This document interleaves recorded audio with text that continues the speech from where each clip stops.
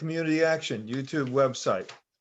And in addition, there likely will be people from the media to be here and perhaps record and post things on their evening news. So after our formal close at 7 p.m., the Zoom link will stay open for a half an hour for what we call the parking lot. The three partners will give their announcements at the end of the regular meeting. And then in the parking lot, people can feel free to give announcements however they wish to. There are 4 agreements that will make these conversations helpful to all of us. One is stay engaged, which I think, well, that means don't wander away from the screen too much. Number 2, experience discomfort. If we're not uncomfortable, we're probably not learning anything. 3 is speak your truth. So that means speak your truth, but it also means speak your truth. Don't speak for somebody else, please. And 4 is accept and expect non-closure. We're not going to solve all the problems tonight, but we'll make a small step. And that's part of starting the journey. And then we would also like to acknowledge the people who have cared for this land for generations before the first settlers arrived.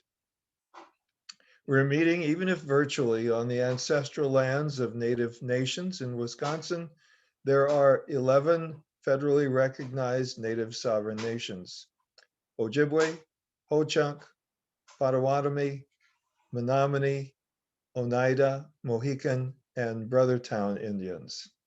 We acknowledge these indigenous communities who have stewarded this land through the generations, and we pay respect to their elders, past and present. And with that, I'm turning it over to Amy to introduce our program tonight. Thank you, Amy. Absolutely. So everyone, please do me a favor. And if you are not in the process of asking a question, please make sure that you are muted. We will scroll through just in case anyone inadvertently unmutes themselves, so we're not hearing conversations that you probably don't want us to hear. With that, we will go ahead and get started. Thank you so much, everyone, for joining us for this night's topic. I'm so excited. Representation matters, women of color who shatter the norms. Okay, before we get into the deep dive on these women of color, 2 of which we've selected that shatter the norms, Beth Talon from Community Action Inc. is going to share her screen. She's going to do a quick little walkthrough because I'm certain there are going to be lots of questions and comments that would like to be shared. There will probably be even more of this by the time we get to that portion. So we want to make sure that we're able to do things in an orderly process. So I am going to stop talking and yield the floor to Beth. Beth is going to share her screen and briefly walk us through how we would like to handle questions, answers, and comments. Beth, the floor is yours. Thank you, Amy. Can you make me a co-host again? I had to duck out for a little bit, and I think that privilege disappeared.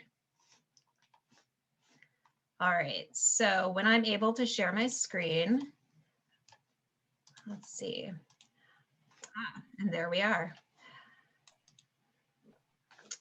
Okay, so you should be seeing my screen now.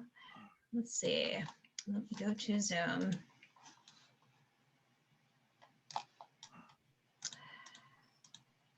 All right. Sorry, it's the kind of thing where it changed the way it shows as soon as I started the screen sharing.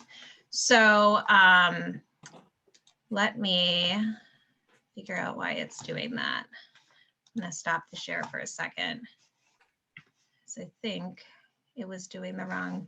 I don't know if it's going to let me share just the chat box, Amy. We might have to do this verbally. Oh, let's see.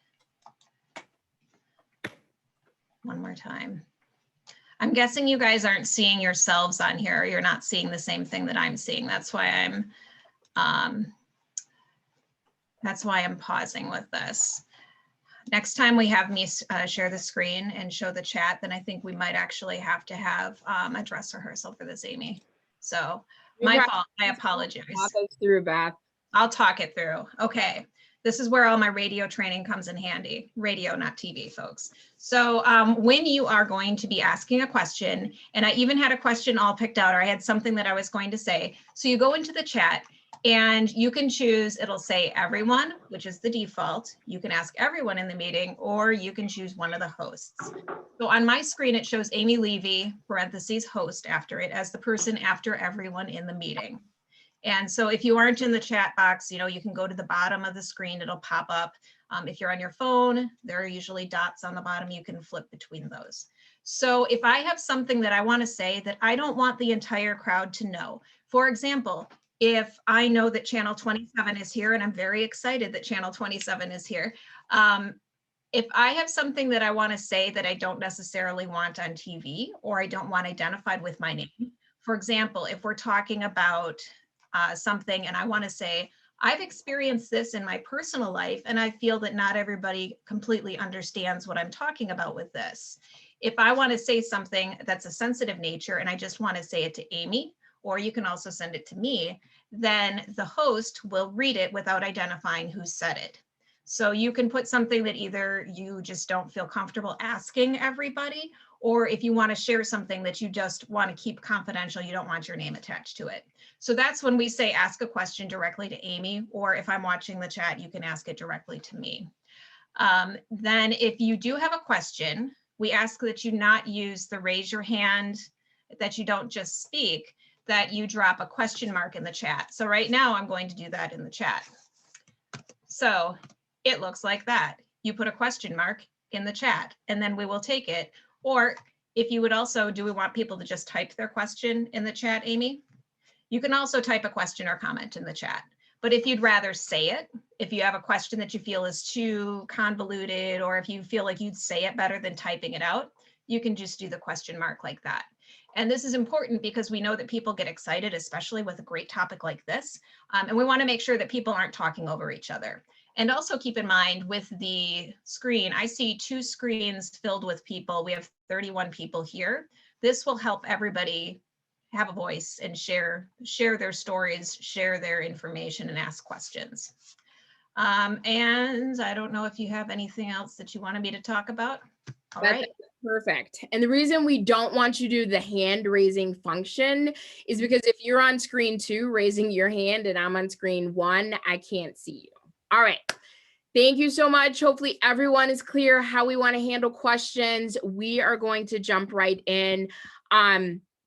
Please give me a minute because I tried to edit this down, but all of the information was so good. I said, no, I have to do Miss Hamer justice. So I'm going to read through a little bit.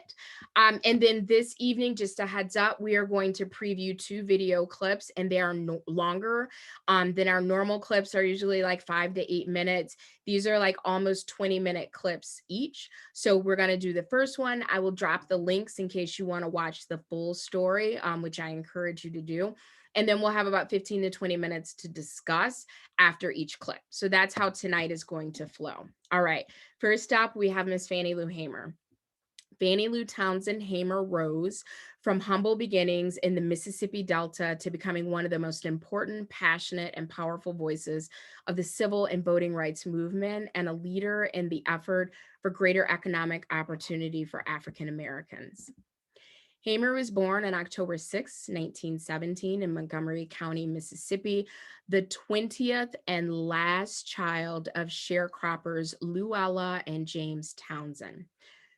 She grew up in poverty, and at 6, Hamer joined her family picking cotton. By age 12, she left school to work. In 1944, she married Perry Hamer, and the couple toiled the Mississippi plantation owned by B.D. Marlowe until 1962.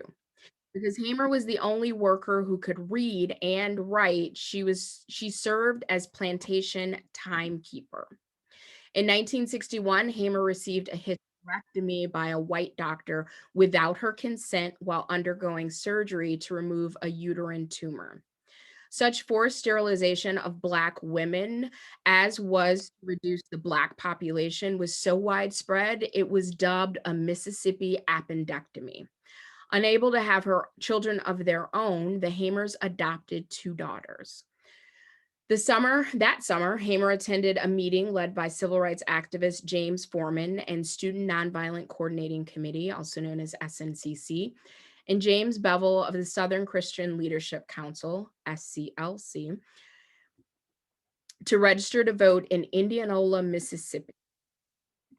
She was denied the right to vote due to an unfair literacy test, and the group was harassed on their way home when police stopped their bus and fined them $100 for the trumped-up charge that the bus was too yellow. That night, Marlowe fired Hamer for her attempt to vote. Her husband was required to stay until the harvest. Marlowe confiscated much of their property. The Hamers moved to Ruleville, Mississippi, and Sunflower County with very little. All right, I could go on, but I'm going to stop there so that we can get into this video and you can hear from this extraordinary woman herself. All right.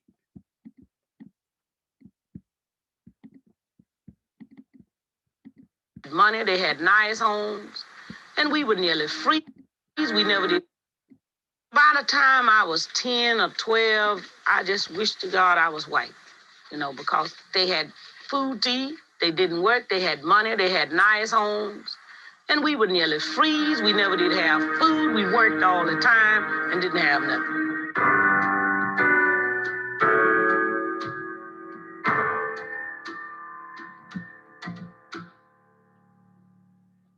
We all lived on D. Marlowe's plantation, and Fannie Lou worked on the D. Marlowe's plantation. She worked there like 18 years. The persons who worked on the plantations, the sharecroppers, could not leave on his or her free will. I call it neo-slavery because it was, in fact, slavery. Miss Hamer, she was 44 years old and had never lived any place but on a plantation.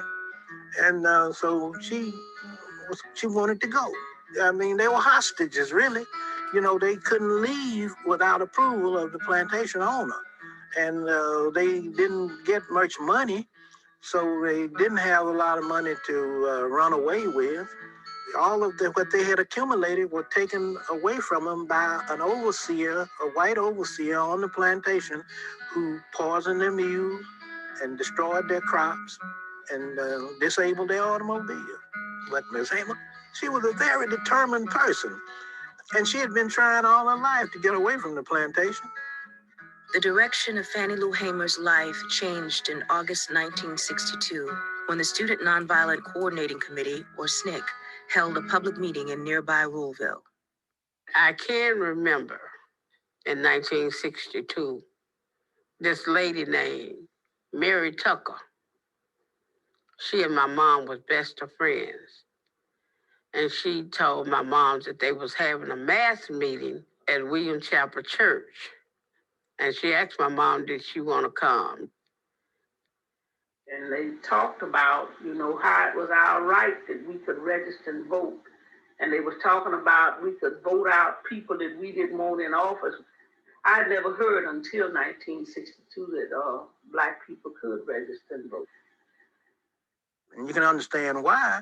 You got 70% of the population of the whole county Black, and then you got nothing but white people in office. So then they asked who would go down on Friday, which was the 31st, to try and register. So I went down. I was one of the person that said I would go. And people were really nervous about this trip to try and register to vote, a hostile act directed at white supremacy.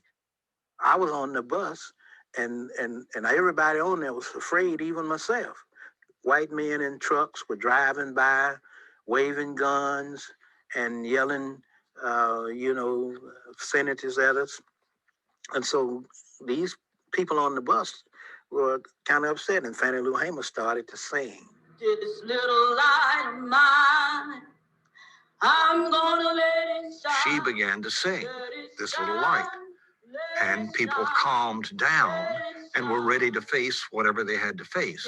And just with the power of her voice, it was clear that she was easing the fear.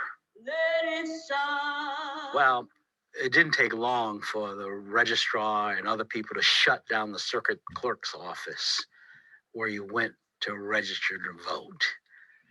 And so now people had to go back home. When they was on their way back home, they got stopped by the highway patrol.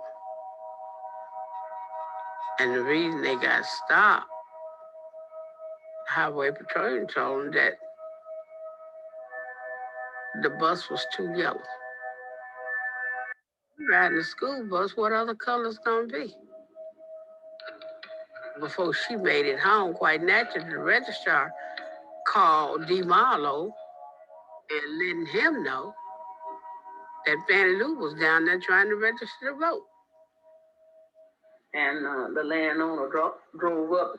He said, "You will have to go down and withdraw your registration, or you will have to leave this place." And I didn't call myself saying nothing smart, but I couldn't understand it, and I answered in the only way I could and told him that I didn't go down there to register for him. I went down there to register for myself. And he said that you'll have to go. And so he pulled her and went back into the house.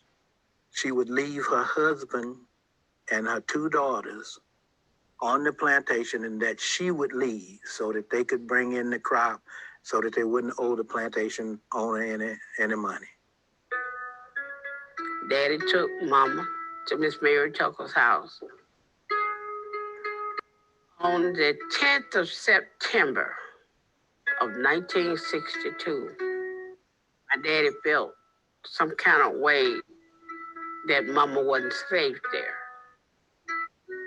So we all got together, packed up some clothes, and he got my mom and took her to Sumner, Mississippi. Mr. Hamer's premonition was accurate. That very night, the Tucker house was attacked. The 10th of September is when they shot in that house 16 times, to kill me. On the bus trip to register to vote, Mrs. Hamer had caught the eye of civil rights organizers who then wanted her to attend a SNCC conference in Nashville. Bob Moses called me and told me to go and find a lady who did the singing on the bus. I found her up in Tallahatchie County in a little plantation shack. When I walk into the room, there's this wing back chair with the back to the door, and pot belly stove, coal burning red. And I said, Bob Moses sent me to get Fannie Lou Hamer. She stood up and said, "I'm Fannie Lou Hamer." I mean, ready to go.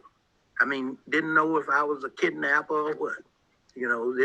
Never thought about that. She left with him, and that woman been traveling ever since.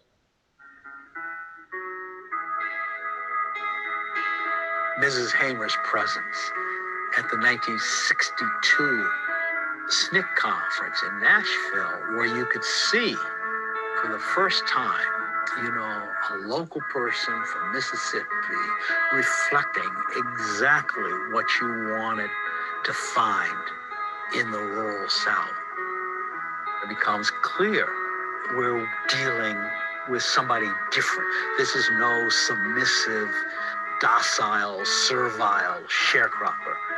This is a woman of considerable strength.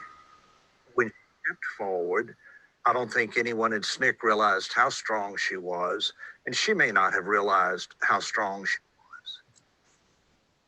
So Fannie Lou Hamer was just what we had been looking for, because she didn't wait around. I mean, she just got right to work continuously. We canvassing communities and encouraging people to go to the courthouse. She said, "'Cause voting is your voice. to decide on who you want to represent you or who you want to be your president. On June 9th, 1963, Fannie Lou Hamer was returning by bus from a voter registration conference in South Carolina. They stopped and went on to Mississippi. And some of them wanted to use the bathroom, some of them wanted to get food. But at the time, she was still on the bus. And when she did decide, she seen them running out of the place. And she stepped out to see what was going on. And somebody told her to get back on the bus. But this highway patrolman hollered at somebody else, told, get that one there, which was my mom. And they took him to jail. And I was beaten in jail till my body was just hard as metal. I'm suffering now with a blood clot in the artery to the left eye and a permanent kidney injury on the right side. From the time that I began working, I never had a mind to stop. But after that happened to me in Winona, then I knew that it wouldn't be anything would stop me other than death. In 1964, Fannie Lou Hamer was one of the founders of the Mississippi Freedom Democratic Party, a racially integrated pro-civil rights alternative to the state's segregated Democratic Party. With the new party support, Mrs. Hamer ran for Congress. Walked into the Secretary of State's office, and this white lady said, what you niggas want? Said, we looked at her, and then Ms. Hamer said, well, I want to run for Congress. Then she go back in there, she says, hey, y'all. So there's two niggas out here say they want to run for Congress. 10, 15 eyes are now on us, And so we started standing there.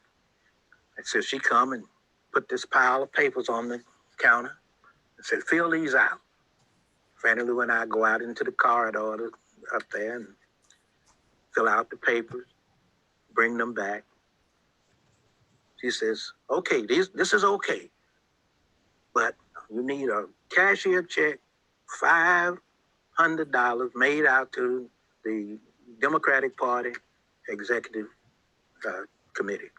So we go out into the corridor to the phone booth, call the COFO office in here, and tell them that we need $500.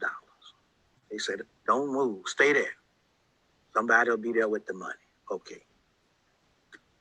Sit around a while, then a guy shows up with the check.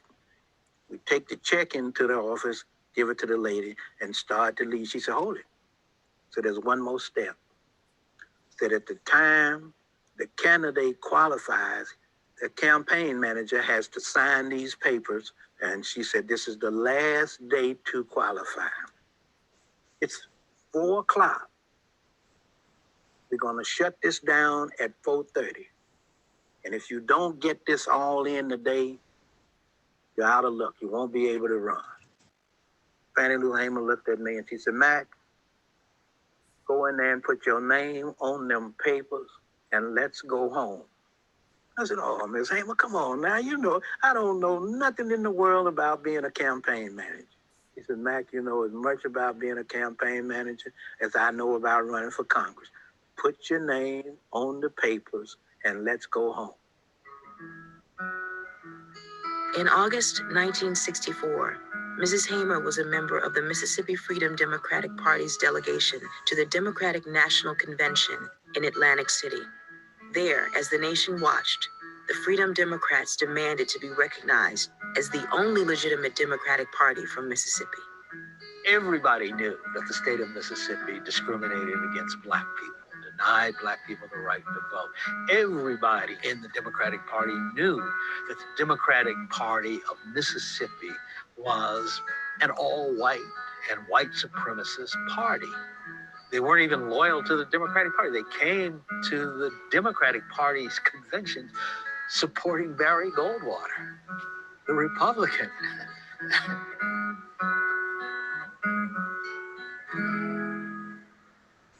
And they weren't registering really any black folks, really, because we were carrying hundreds of people. That we carried over 1,000 people down there to make that application to register to vote. The right to vote was our whole reason for this. But we had to now, since we wasn't getting any place in Mississippi, we needed to now make the National Democratic Party put pressure on the local delegation to be Democratic.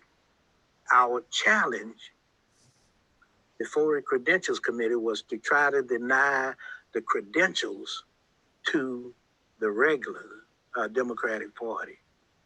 Mrs. Hamer spoke before the Credentials Committee in 1964 in Atlantic City to let the Credentials Committee know that the integrated delegation should be seated as opposed to the old white guard. Mrs. Hamer was chosen to speak because of the fire that was in her spirit, because of her articulation, and really because of her eyes. It wasn't too long before 3 white men came to my cell. One of these men was a state highway patrolman. He said, "We're going to make you wish you was dead." When you looked into Mrs. Hamer's eyes, you knew she meant business. You knew that she had been through a lot, and just her very presence commanded respect. I was carried out of that cell into another cell where they had 2 Negro prisoners. The state highway patrolman ordered the first Negro to take the blackjack. The first Negro began to beat. And I was beat by the first Negro until he was exhausted. I was told that there were people on the Credentials Committee in tears when they listened to Mrs. Hamer tell her story. After the first Negro had beat him till he was exhausted, the state highway patrolman ordered the second Negro to take the blackjack. The second Negro began to beat and I began to work my feet. And the state highway patrolman ordered the first Negro had beat to sit on my feet. To keep me from working my feet, I began to scream and one white man got up and began to beat me in the head and tell me to hush. All of this is on account of we want to register to become first-class citizens. And if the Freedom Democratic Party is not seated now, I question America. Is this America, the land of the free and the home of the brave, where we have to sleep with our telephones off of the hook because our lives be threatened daily because we want to live as decent human beings in America? Thank you.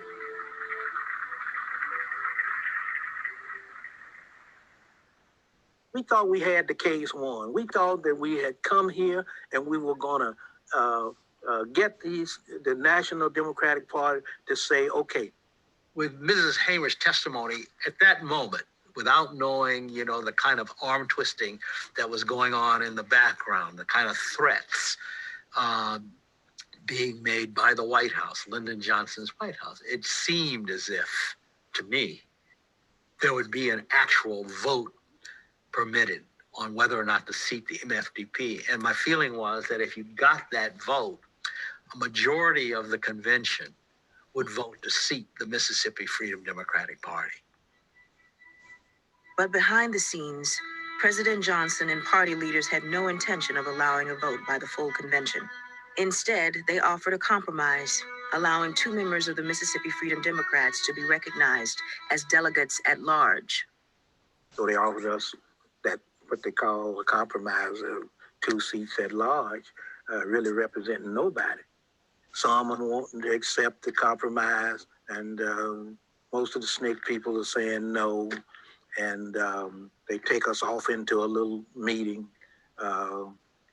where they're separating us to try to persuade us to accept this compromise.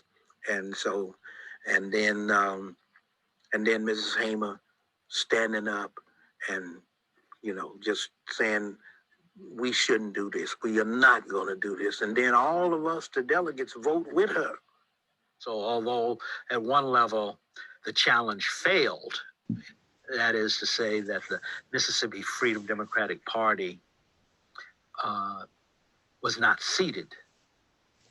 At another level, you have to acknowledge that the challenge changed the Democratic Party and in a sense changed the face of Democratic Party politics in the United States.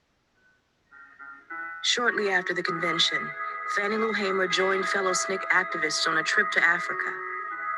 She became really proud and more statesmanlike. You know, I think when she saw these African people and the way the leadership there, and she just kind of this lifted her. It was just remarkable. I saw some of the most intelligent people, because I had never in my life seen, where black people running banks. I'd never seen nobody, behind a counter in a bank. I had never seen nobody black running the government in my life. So it was quite a revelation to me. It was because I was really learning something for the first time, because then I could feel myself never, ever being ashamed of my ancestors and my background. All right. So for me, the ending where we cut the clip there, that was full circle. Because you'll remember at the beginning when she said, I just wanted to be white. White people had this and white people were warm and they didn't have to do anything and they ate well. And we were about to starve and we didn't have enough food. And I just wanted to be white. To all that she had gone through and all of the ways that she shattered the mold. And then to see people who look like her doing these incredible things that she had not until that point considered people who look like her doing. And then her commitment to never again to be ashamed of her ancestry is fantastic. So one other piece, I'll take a point of personal privilege that jumped out to me, and then I will open the floor to all of you. Towards the beginning, they said that she was 44 years old before she ever lived off of a plantation. I'm 42, so I can't imagine being on a plantation and not living anywhere else for the first time for another year and a half. So that really resonated with me. We are going to follow the ground rules that Beth, thank you again, Beth, laid out for us. So if you have something that's a little bit sensitive in nature that you want to direct message me, please go ahead and do that. Oh, and my apologies, I should have warned you that the N word was used twice in that. So if that was upsetting for you, or if you had some littles in the room, my sincere apologies. Our next video clip, we should be good. But thank you for that. I just sort of want to say that. If there is a question that you want to type out and share with everyone, go do that. Or if there's something that you want to unmute, once you're called on, just go ahead and throw a question in the chat. So we just watched a video clip, and after our next one, it's just one link. So I'll drop that and you can go back and watch either of those clips. I would encourage you to watch both. These are actually from PBS. So there are other women who are highlighted. So at your leisure, please check those out as well. But please let me know what things were new that you learned, what things were you reminded of, what things stood out for you. What are your reflections?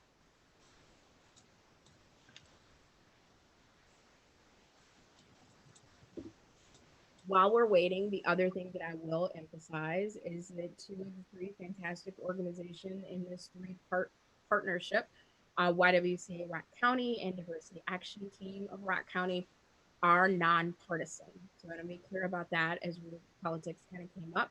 And our friends at Community Action Inc. of Rock and Walworth counties are actually apolitical. So I just wanted to make sure that we were clear about that. And I am waiting for your feedback because I know our audience has something to say.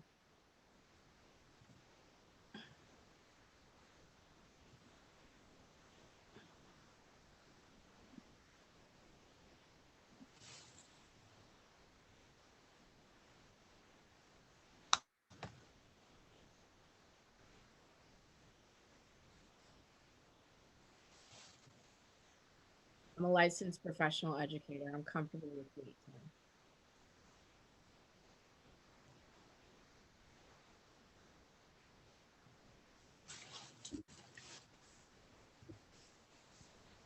time. Ms. Glass, did you have something you wanted to add? No.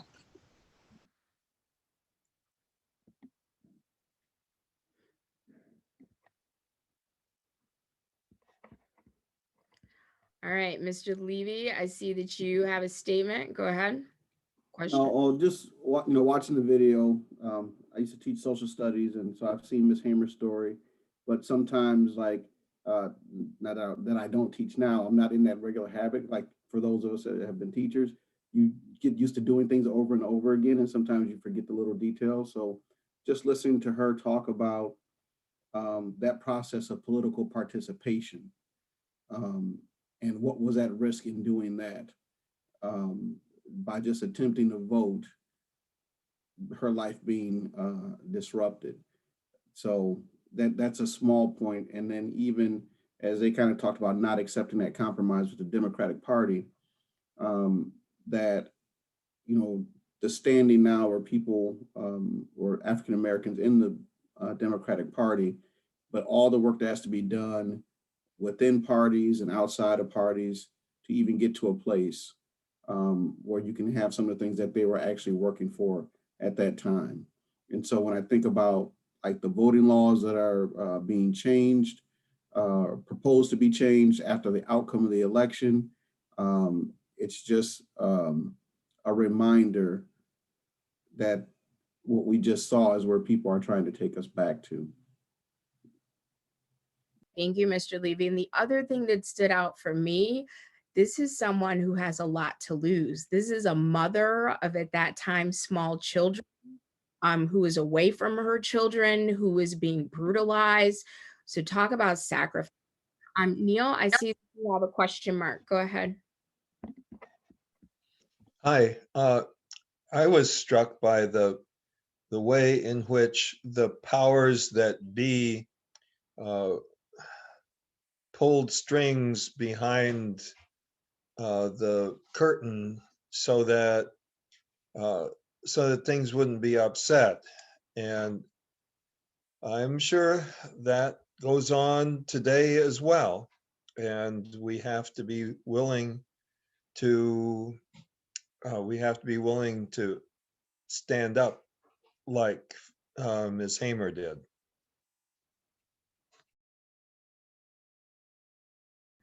Absolutely, Neil. And we are highlighting 2 women this evening as a part of Women's History Month. Neil, part of the reason we love you is when Beth and I mentioned it, you were, of course, on board in celebration with us. So we appreciate you for that. But absolutely, and not only to recognize it when you see things that are happening that are not okay, but then to have the strength and the fortitude and the consistency to call it out and to continue to calling it out, even when it cost you something. Thank you so much. All right, Steve, go ahead.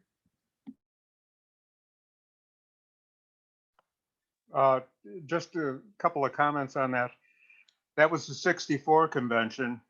For anyone who remembers the 68 convention in Chicago, which turned into, a major movie making expedition and everything, there was a big controversy over who would get seated and who wouldn't. And by 72, they had changed enough in the Democratic Party to not seat a bunch of the traditional type of things, traditional parties. So a transformation was taking place. And yet today we see some of those same issues over who's delegates, what delegates, how many super delegates are there. The political process is still fraught with all kinds of problems. Steve, absolutely. And Mark, I saw your comment there. Thank you for pointing that out. Yes, actually, the White House scheduled for the president to speak at the exact same time that Ms. Hamer was speaking on the floor. But fortunately, her remarks were recorded and televised later. But yes, you are correct. Thank you for pointing that out. The White House did intentionally schedule to have programming at the same time. Diane has a comment. Do children in school learn about these heroics? It depends on who your teacher is. Most of the time, no, they do not. So hopefully we are teaching our children and children that we love and care about these two strong women that we are highlighting this evening, but people who look like us and don't look like us, and the sacrifices that have been made, because history repeats itself if we're not aware of it and if we don't intervene and interrupt that pattern. So hopefully this evening will encourage you to learn more and share that information with your peers and the generation that's coming up after you. It's a great question. All right, are there any other comments before we move on to our next clip?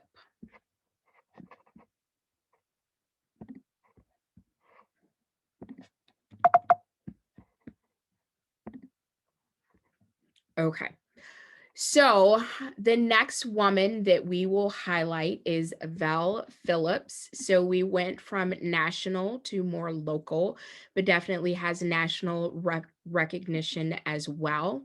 So I'll read to you a little bit about Val Phillips before we go into the clip. Val Phillips' life was a series of firsts. She was the first African-American woman to graduate from the University of Wisconsin-Madison Law School. She's the first to win a seat on Milwaukee City Council.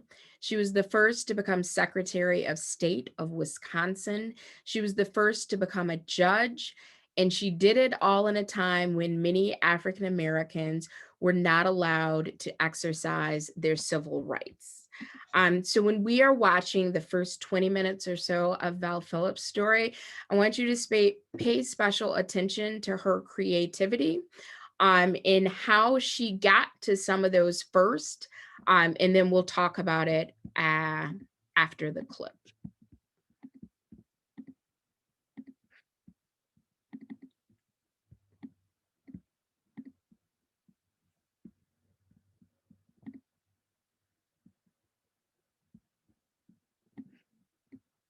Susan LaFleche was the first American Indian doctor.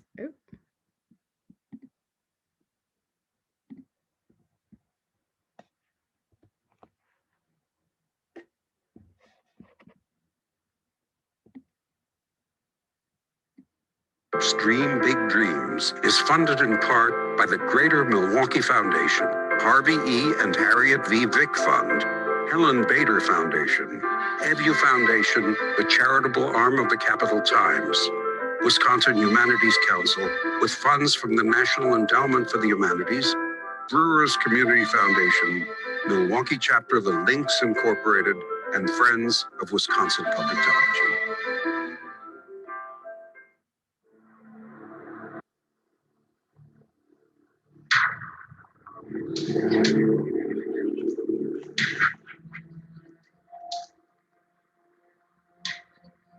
On an overcast day in August 1967, 200 men, women, and children marched across the 16th Street Viaduct in Milwaukee. On the other side of the bridge, thousands of white residents were waiting.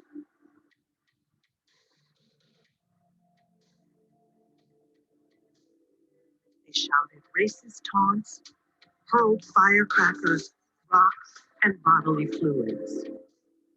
Although they were battered and scared, the activists marched again the next night, and the next, and the next. The marchers demanded what they believed was a basic right: the freedom to live in any neighborhood regardless of the color of your skin. They called it open housing. The public struggle for open housing in Milwaukee had started 5 years earlier when one woman decided it was time for a change. You are aware, gentlemen, that the eyes of the nation, indeed, the eyes of the world, are upon Milwaukee. Her name was Vel Phillips. It was like, this is my word. She did things that were unheard of for her time. Vel Phillips was the first African-American woman to graduate from the University of Wisconsin Law School, the first African-American and first female alderman in Milwaukee, the first African-American judge in Wisconsin, the first African-American and first female to be elected to statewide executive office in Wisconsin or anywhere in the United States. This is huge. It's just remarkable. Surprised a lot of people. But for a time, Phillips nearly lost everything that she had worked a lifetime to achieve. Big mistake. It was not a wise thing to do. Vel Phillips combined a fierce commitment to her principles with an aristocratic grace. And in the end, she forced her city and her country to come closer to the ideals that motivated her life. When we measure it all up at the end of the day, Vel Phillips is a great hero. My mother would always tell us, if you really want it, don't dream small dreams, dream big dreams.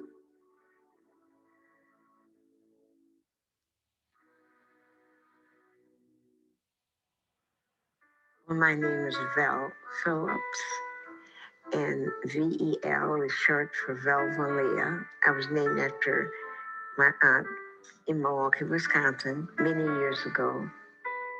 Valvalia Hartense Rogers was born on February 18, 1924, into Milwaukee's small but growing African-American community. She was the middle of three sisters and the daughter of Thelma and Russell Rogers. My father was very gifted. He also was a splendid cook, and we had a restaurant for years. They're fiercely proud of who they are as African Americans and knowledgeable of African American history in a time where those things are not taught. My father was a quiet, strong person. He had to be strong to put up with my mother, who was strong. Vel's mother, Thelma, had 3 rules for her daughters. She wanted us to be ladies. We couldn't smoke, we couldn't drink, we couldn't talk loud. But she wanted us to be smart. As a high school student, Vel entered a national speaking contest and won. Her performance got her a scholarship to the university of her choice. She chose Howard University, the historically Black college in Washington, D.C. We had always lived in neighborhoods where there weren't many Blacks. And I was kind of proud of my heritage. And I figured that they would all be Blacks and all these wonderful, outstanding people. I was just enamored with everything about college. I felt like I owned the world. But in 1943, Washington, D.C. was still racially segregated. A friend of mine said, let's go to cherry blossoms. So we went on this Sunday. And it's just, if you've never been there, there's nothing to compare. And you just feel ethereal, just magical, and close to God. And so we said, well, let's go to church. The 2 of us went into this church. And I'll never forget, the minister stopped mid-sentence and asked the ushers to usher us out of the church. And then they're escorted out, which is crushing to her. It's a white church here in the nation's capital. The betrayal of those core American values that every kid gets instilled in them growing up in America, Black or white. I just thought, this is not as it should be. And that just sort of lit a fire, you know. After graduating from Howard, Vel returned home to Milwaukee and began volunteering at the local branch of the National Association for the Advancement of Colored People, the NAACP. One night at a party, she met a World War II veteran named Dale Phillips. I was very attracted to him because he seemed to be a little streetwise, and I didn't know much. My daddy was a runaround guy. He had a lot of buddies, and, they loved to party. And he came up to me and said, "Gee, what's your name?" I told him right away. So he brought up a big thing of liquor. Val remembered her mother's 3 rules. And I thought right then, what should I do? I don't want to be naive and stuff. I just said, no, thank you. Then he took out his cigarette. I thought, oh, God, I had to refuse again. He'll never see me. When I refused the liquor and the cigarettes, I guess, he decided, this is it. This is who I'm going to marry. I think when he saw my mom, he saw the one. So he reined in all of his rascalness. When I came home after just seeing him for the first time and said, I met a young man, Mom, at the party, and I was just drawn to him. If I got to know him and he'd asked me to marry him, I'd marry him. And she set that up. She was saying, what do you mean? You just saw him one time? Oh, Lord Jesus, help me. They had a very brief courtship. I think after 3 or 4 dates that he popped the question. On September 12th, 1948, Dale and Val were married at St. Mark's AME Church in Milwaukee. Soon, the newlyweds moved to Madison to attend the University of Wisconsin Law School. The NAACP's belief in that period, late 40s, early 50s, that the legal route is the way to go. We need more lawyers. And so I was very excited. It was just a wonderful place to be. They were assigned to a university housing facility recently created for returning GIs and their families, a group of prefabricated trailers called Badger Village. I was so looking forward to going to Badger Village. The first time we'd be by ourselves. We went out to look at what it would be like, but people saw us. One of their friends, who's white, is at a party, and what he hears at the party is, did you hear? The niggers are moving in. So they put together a petition. And they passed out this petition saying, we don't want any blacks in Badger Village. And you have no idea how that affected me. That was quite a shattering experience, and it spoiled it for me. Badger Village residents shared a central communal bathroom. So I said to my husband, when you go to the bathroom, do you go to the same toilet? Because I found them talking once, and one said to the other, she always uses that toilet, so don't go in there. And so I said, so don't use the same one, just change it all around. Don't go to the same one all the time. That's what my husband said, we gotta get out of here. My father was a veteran of World War II, and it was a segregated military at the time. He was a bit more street smart. He's worried about the threat. In many places, petition goes to violence very quickly. So whites will try to intimidate you to have a petition, and then that escalates to something on your lawn, which escalates ultimately to the potential of violence. Dale found university housing closer to campus, also in prefabricated trailers, but more welcoming to African Americans. And together, Dale and Val Phillips became the first African American couple to graduate from the University of Wisconsin Law School. I was the first black woman to graduate from the law school. I just thought that was the biggest thing that could happen to me. After graduation, they returned to Milwaukee, where they opened up their law office, Phillips and Phillips, and were ready to start a family. We've been trying and trying and trying. They had had a lot of difficulty. They wanted a family, and they'd almost given up. Life for the young couple was busy. In addition to practicing law, Val Phillips volunteered in her community. She joined the League of Women Voters to register her neighbors to vote, and also went door to door in the nearby neighborhood of Bronzeville. I had never seen that kind of poverty. They would have the oven on and the door open. That was the heat. And the rest of the house would be cold. And then children would be running around. And I thought that was dangerous, really. What she saw when you get behind the doors, the broken down plumbing, the walls coming down, the ceilings coming down, the conditions. White supremacy dictates that white people are better, and you see that in material circumstances. This is why physical space is really important, whether it's marking separate schools or train cars and things. They're not just separate, but they're inferior. The houses might have been in disrepair, but the people weren't in disrepair. They were good people, and they might have been poor, but they were human beings. These people are working, these people are paying taxes. It's good old taxation without representation. The latest census had revealed a surge in Milwaukee's African American population.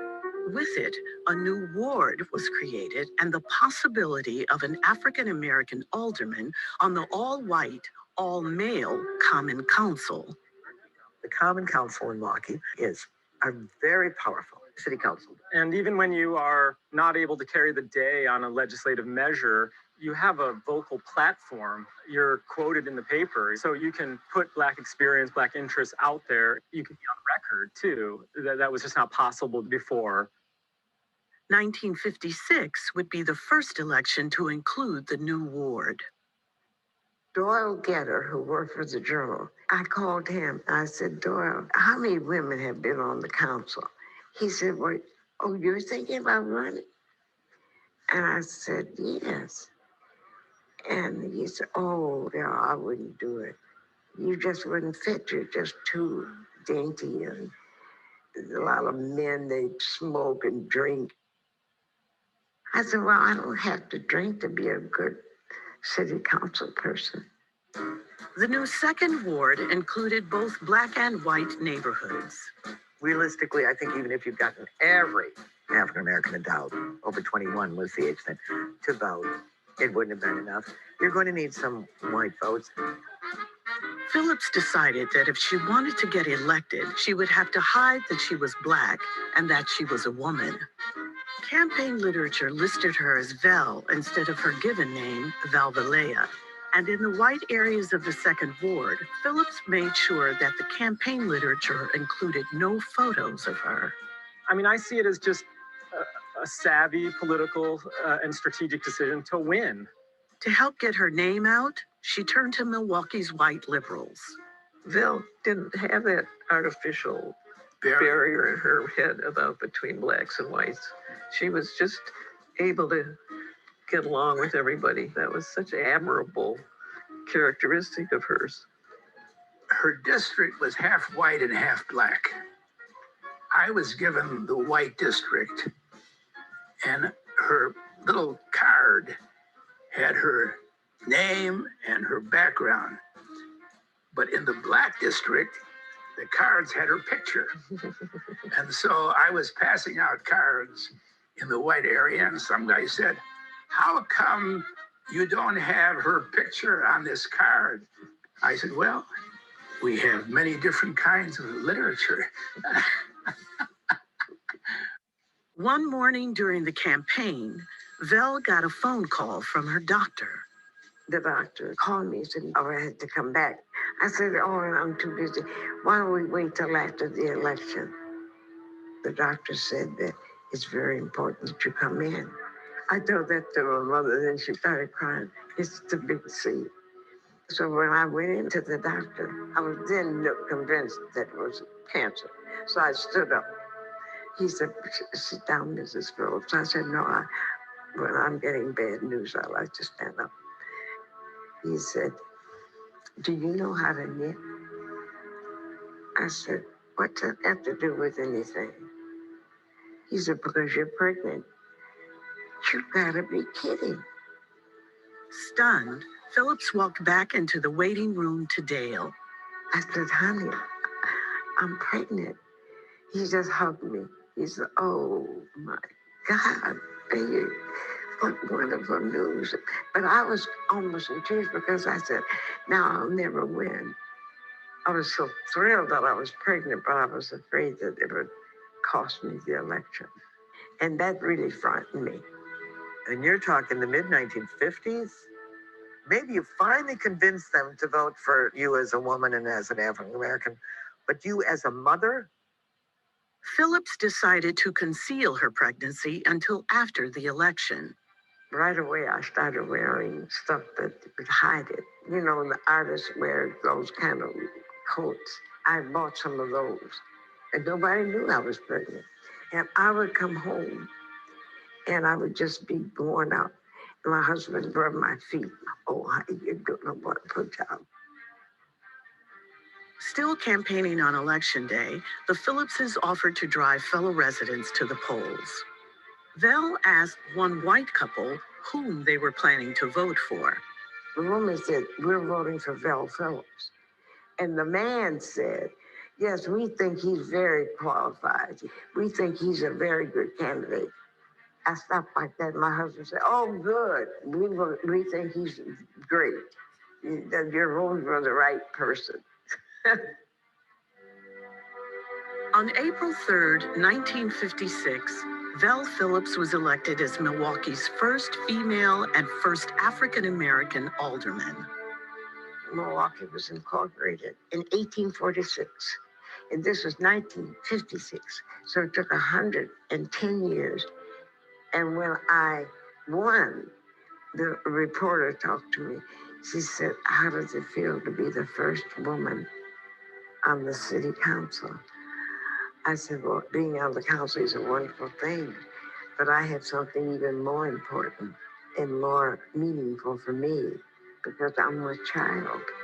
They won't get just a woman, they'll get a woman and a half.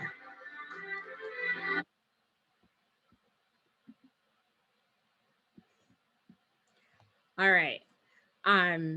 So great video of Val Phillips. Hopefully it had some nice reminders in there from a local heroine.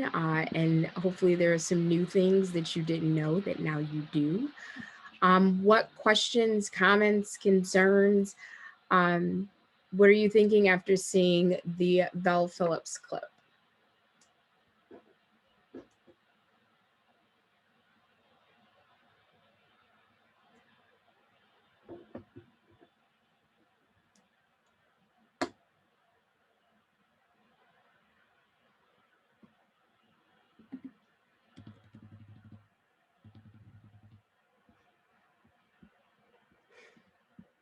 Yes, Beth, thank you for sharing that. Beth says, I love the line, you get a woman and a half. So again, back to these incredibly strong, powerful women and mothers that we celebrate during Women's History Month and hopefully every day of the year. But representation is so powerful. When she graduated from UW-Madison, which is fantastic, even as a Buckeye myself, when she said she thought that was it, like that was the best thing she could do.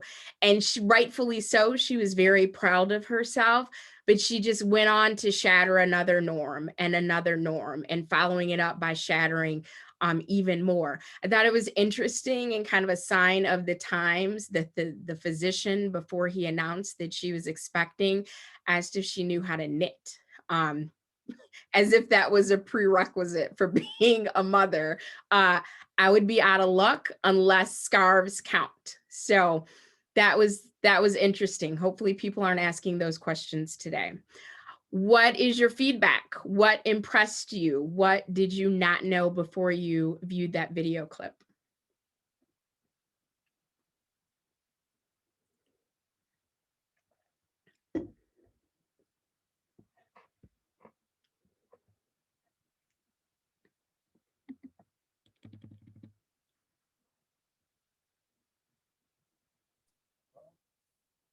Yeah, she reminded me of some of our Native women back home. Once they get something in their head, you ain't gonna turn them down. You know, it was energizing to listen to her, and just listening to her you could feel her spirit. Absolutely, Billy Bob. And I would encourage each of us not to get in the way of a determined woman. That might have an interesting outcome. Kelly, I see that you put in here the insane creativity and courage to run an entire campaign as a woman that every white person thought was a man. And imagine what the backlash might have been for someone who voted for you thinking you were a man, and the betrayal that they may have felt and how that could have been expressed. So again, I love the fact that her and her husband had that lighthearted moment in the car where the gentleman in the back said, yeah, I think he's, a very impressive candidate. And the husband, without missing a beat, was like, yep, he is. We support him too. But that could have been incredibly dangerous, especially when some people may have felt tricked. So yes, different layered threats and sacrifices. All right, I see that Susan put, I thought it was funny about the white couple thinking she was a man. Yeah, absolutely. Janet, you have a question? Go ahead and unmute yourself. Val Phillips introduced Mark, can you turn yours on? Val Phillips introduced an amendment or whatever it was to the body that she was on every year for a Fair Housing Act, every single year, and until finally it was passed. And I can't remember what year it was passed, but it took her persistence as well as marching with those people who crossed the bridge, the 16th Street Bridge, to just keep asking and asking and asking and asking. So if anybody knows what year that was that it finally got passed, I'd love to know that. Perfect, Janet. Thank you for pointing that out. And hopefully that would encourage all of us. Again, we are a mixture of nonpartisan and apolitical, but there is a role for each of us to play. And your job or your calling or role may not be to run for office, but you can vote. You can lift your voice. You can write a letter. You can support those that do. You can engage in any number of creative ways to push forward the agendas that are important to you and are important to your community. So hopefully that clip, and even the first one as well, illuminated that there is work for each of us to do. So find a way to express that and in a manner that you're passionate about, and be consistent and don't give up until you do start to see those changes happen. All right, let me scroll up in the chat. Wendy says, I was impressed that her husband was so supportive of her and her running for office. Absolutely. I mean, it is incredibly helpful when you can have a supportive partner in all endeavors, especially those that are challenging, and for a man to not see her as a threat or as someone who is trying to diminish him. That's beautiful, in my opinion. All right, Sean Levy has a question about HBCUs, specifically Howard University plus, okay, so HBCUs, historically Black colleges and universities, plus Big Ten University, UW-Madison, winning formula ticket to participate. So the backstory of Mr. Levy, he is a little biased. He is an HBCU grad and a Big Ten grad. Fun fact there, as am I. So I'm gonna have to be biased and agree. I saw a couple faces when I announced I'm a Buckeye. It's okay, I still love you guys. Bad, Diane and Wendy, oh, had comments in the chat, thank you, and that was direct, so I shouldn't have just announced your name, Beth. I failed that dry run. I won't do that again. Diane, why don't you go ahead and go first, and then we'll hear from Wendy.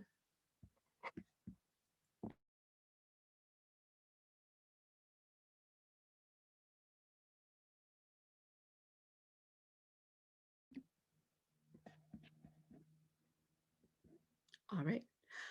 Anyone else who would like to share? It is 6:41. We will wrap in about 10 minutes because I think we may have a couple announcements for everyone before we head to the parking lot at 7.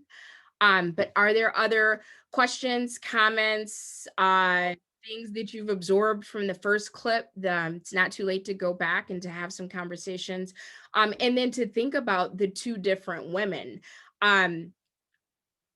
When we think about Fannie Lou Hamer and her stature and her power and her presence, and you think about Val Phillips and the advice that her mother gave her to be a lady and don't smoke, don't drink, and don't talk loud, but to still be very smart. And the different worlds that these two women came from, but how they found their voice and they found the importance of representation. And that gives me hope too. We do not all have to present the same way in order to be powerful representations of the communities we serve. All right, Ms. Sloan, do you have a question or a comment? Just a comment, observation. I just, in watching the stories of these two powerful women, one from, the 1940s for Miss Hammer and then 1960s for Val Phillips, I think is just so devastating to watch how white supremacy has not, for me, at least even been minimized even until today, as we are experiencing voter suppression across this country. And you just wonder, what will it take for this, I don't know, the cruelty of it all. It's just so dehumanizing. And it's just hard to fathom that it's still going on. And I'm sure we don't even see or hear half of what the destruction is to people. That's what I feel. It's just very sad for me. Thank you, Ms. Sloan. Absolutely. And I encourage you, if you have time, please do go back and watch the rest of Ms. Hamer and Ms. Phillips' stories. I put the link in there. It's just one link and there's a list. Marian Anderson is featured. There are lots of incredible women whose stories are featured. And for some of them, it's the full length. I think for Marian Anderson, it's like an hour and a half. So there's a lot of quality content to hopefully inspire and encourage you, but also to ground you in how far we've come and just how much has not changed at all, as Ms. Sloan just alluded to. So thank you for that. Is there something that surprised you from either clip? Or is there something that really resonated with you that you would like to share with the group?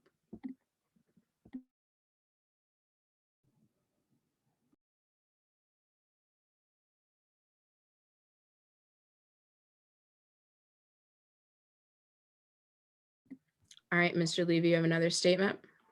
Yeah, I'm just like looking at the video, it's my comment about her HBCU participation and then coming home, since she's originally from Wisconsin, TW Madison, just about how connected she was, that, when she got back that NAACP work. And I think when I look at some of the names on the call and the group, that people are interconnected, having worked together in many different ways, that's representative. And then to listen to her white friend talk about how he helped campaign.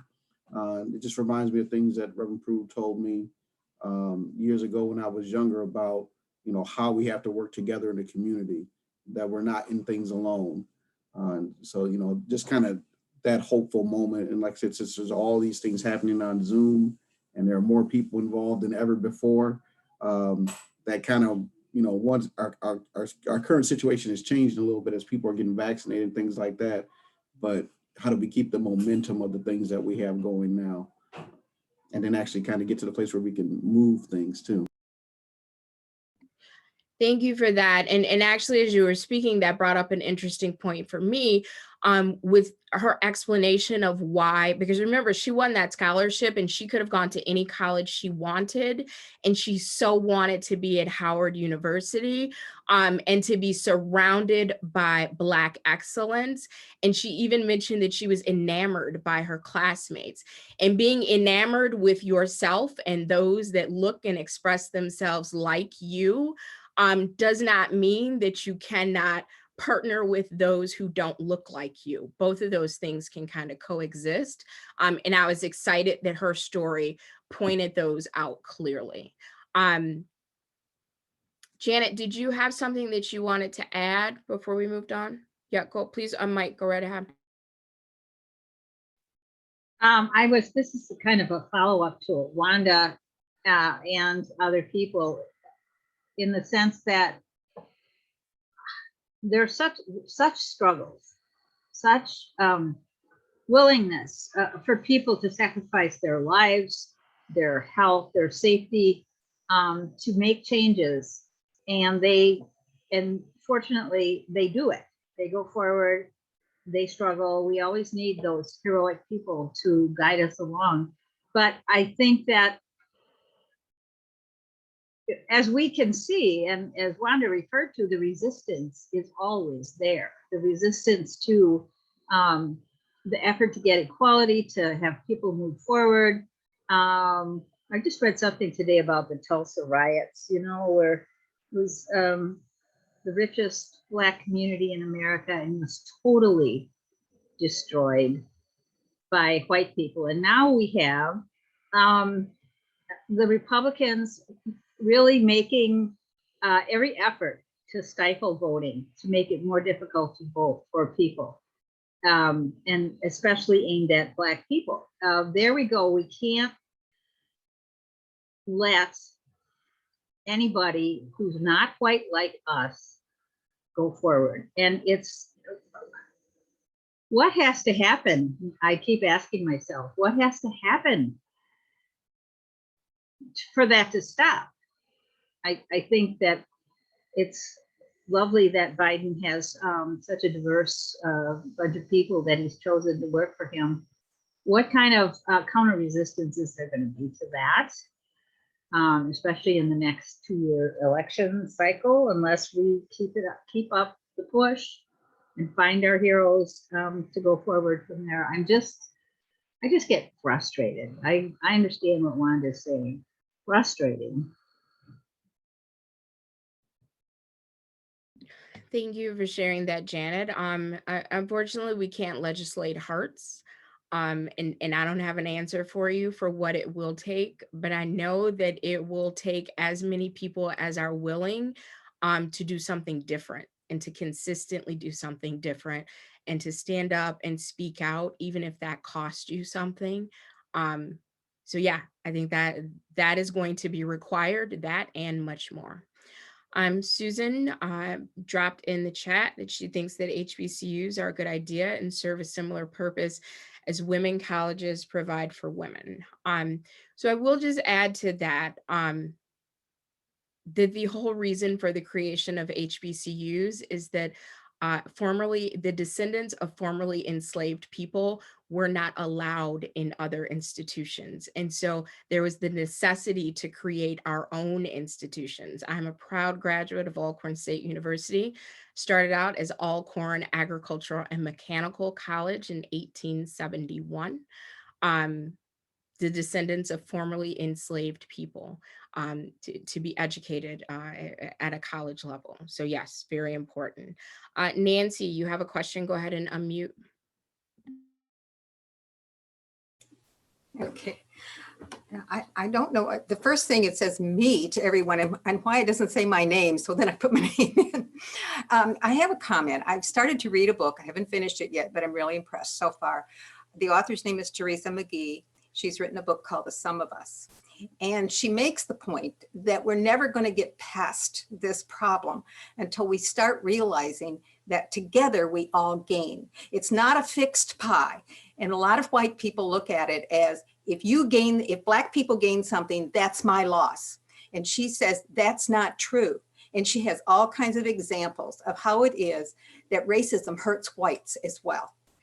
The policies that we've put in place to keep Blacks down have kept poor whites down too, and have diminished their lives. And so we need to stop seeing a pie that can, is a fixed thing, but it can grow when we are together. I recommend the book, Some of Us by Teresa McGee.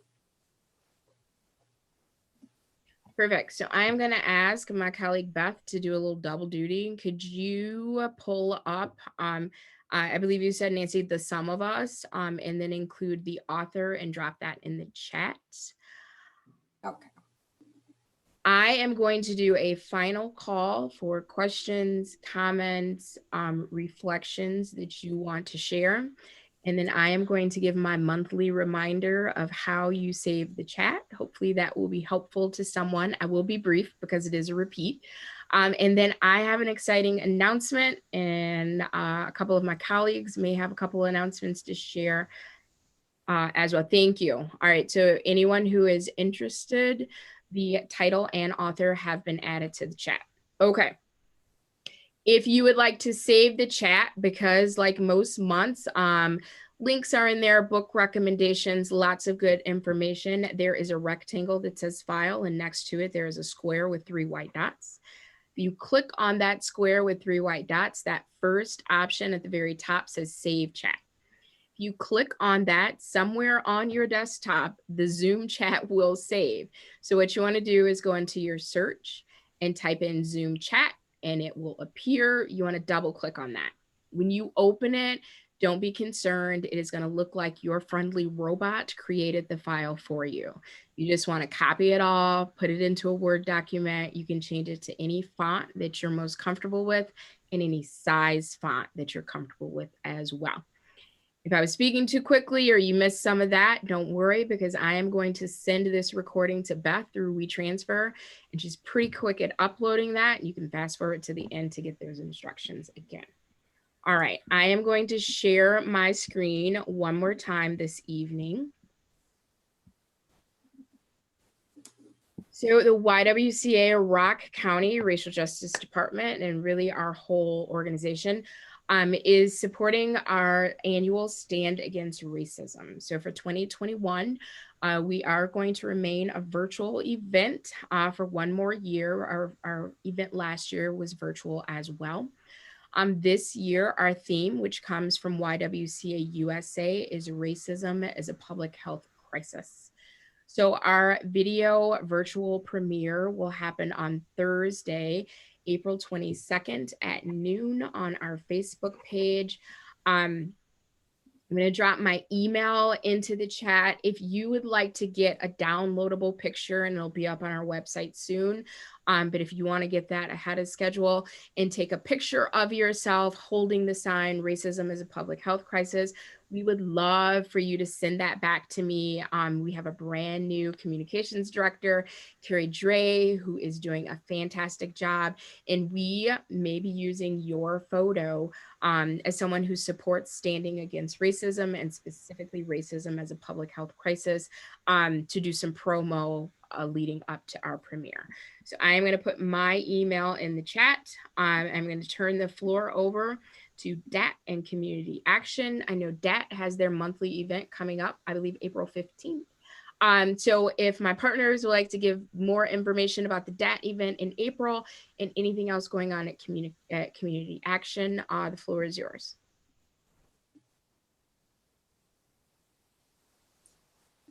Neil, would you like to go first, or? Okay, so Community Action, we do have a few things in the works. We don't have big announcements yet, but I think you've probably, especially if you read the Beloit Daily News, you've seen that we are working to help people get vaccinated for COVID-19. And so that is an ongoing thing that we're going to be doing, not administering the vaccinations, but from a community standpoint. And we understand it's a very complicated issue. And we understand that it's not necessarily easy. So I just want to put that out there to watch for more updates from Community Action about that. And as Amy said, the Diversity Action Team program for April is April 15th. After you turn your taxes in. Oh, no, you don't have to turn your taxes in till later this year. Anyway, April 15th. And as I understand, the focus will be on eviction. Is that correct, Jean? Yes. Okay. The focus will be on eviction. So that'll be at 6:30, and you can you can get registered for that event and join it by Zoom. All right, thank you so much for those updates. Steve, so here's the thing. If anyone already saved the chat, please make sure that's the last thing you do, because anything that goes into the chat after you saved it is not going to be included in your document. Steve, thank you so much. It seems like you dropped some information into the chat, the science of implicit bias, implications for law and policy, a workshop, national academies. So looks like that's a presentation.